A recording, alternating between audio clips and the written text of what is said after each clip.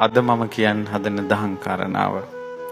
ජාති ජාති පිටිපස්සේ පන්නන මෝඩකමක් ගැන අද ධර්ම දේශනාවට මාතෘකා කරගන්න. ඒ මාතෘකාව මුළු ධර්ම දේශනාවම කෙටි කරලා පාලියෙන් කිව්වොත් භවපච්චයා ජාති. භවපච්චයා ජාති කියන පාලි වචනේ තමයි හෝරාවකටත් අධික කාලයක් තෝරන්නේ දැන්.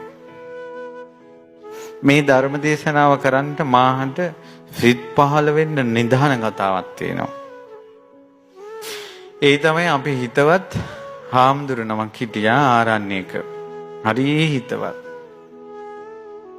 කොහේ හරි හිටියත් අපිට කතා කරනවා. මේ හාමුදුරුවෝ හරියට ලෙඩ වුණා. අසනීප වුණා. මොකක් හරි අමනුෂ්‍ය දෝෂයක් වගේ බලපෑම ආවා. ඉන්නම බැරි තැන. සිවුරේ ඉන්නම බැරි තැන. අවසානයේ තීරණය කෙරුණා ඒ හාමුදුරන්ට සිවුරු අරින්න. රෝගී මුල් කරගෙනම ඉන්නම බෑ මහාන කමෙන්. අවුරුදු 25ක් මම හිතේ මහාන වෙලා. ඊට පස්සේ අර මේ ආරණ්‍ය හාමුදුරුවෝ සිවුරු එරියත් මහානකමට ආසයි. ඉතින් එහෙම ඉන්නකොට දැන් මෙයාට ප්‍රශ්නයක් ඇයි කවුද මට මේ වද දෙන්නේ?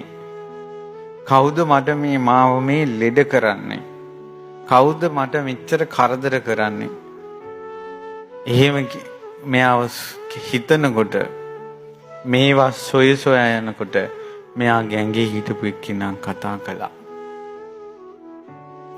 කිව්වා මං ඔයාට ආදරෙයි. ඔයා මාව දාලා යන්න එපා. දැන් ඉතින් අර අපි මේවා දැනගත්තේ සිවුරු ඇරියට පස්සේ අපිට කාලෙක මොන ගැහුණා. මොන ගැහුණාම ඇහුවා මොකද උනේ කියලා. එතකොට කියපු විස්තරය. ඊට පස්සේ කවුද ඇතුලෙන් කතා කරන්නේ?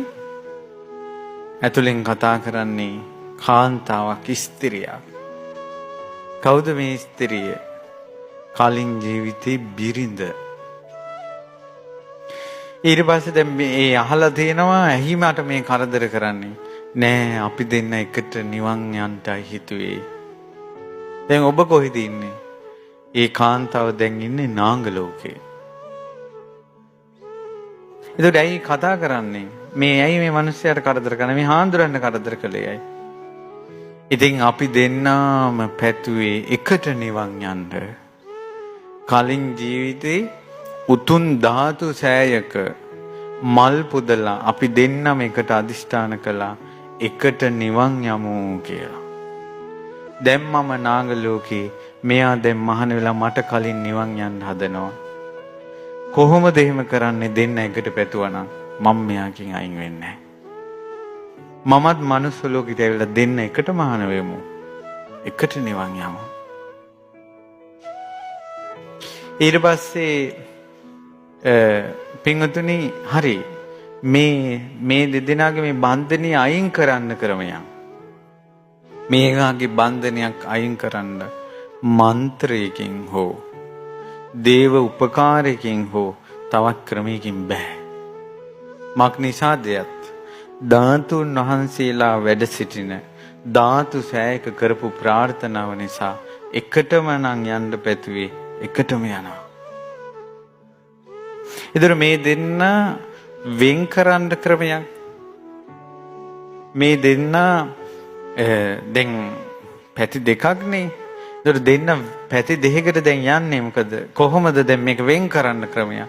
වෙන් කරන්න ක්‍රමයක් නැහැ. හැබැයි මේ දෙන්න වෙන් වෙන දවසක් එනවා. කවද්ද වෙන් වෙන දවස? ධාතුන් වහන්සේලාගේ සෑය වන්දනා කරපු පින අවසන් වෙනවද?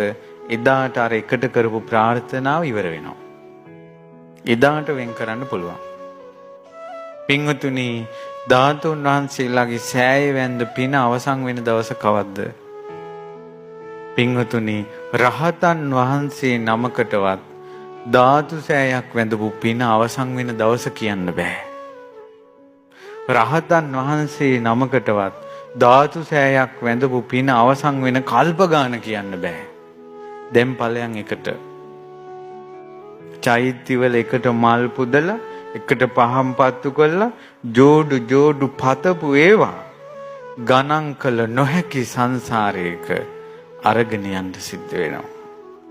ඒ අතිශය භයානක කතාව මේ කන වැටුණ සැනින් කරුණාවක් ඉපදුනා. අනේ කවුරු හරි බේරගන්න නැත්තම් මේ කතාව අහලා